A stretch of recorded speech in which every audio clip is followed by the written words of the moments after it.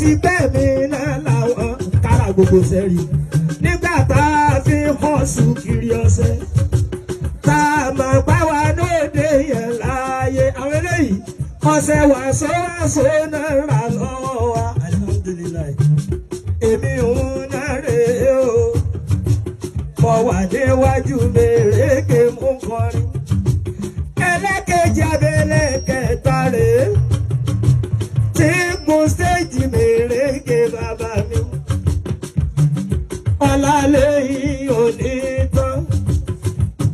ẹni mọ̀ sáré ọmọ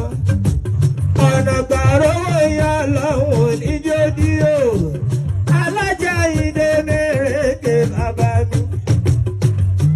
èjì rẹ̀ oyin làkì bàbá sanwó fún káìlà ẹ̀ ti rí o owó bàbá mi mọ kọ́ gbà sẹ́wẹ́lẹ́ èjì rẹ̀ oyin làkì rè é ti náwó ẹ̀yin lọ́bẹ̀ kì í sì bẹ́kẹ́sẹ́ bẹ́ẹ̀ sílé alákìísà sọ́dọ̀ gbà sọ.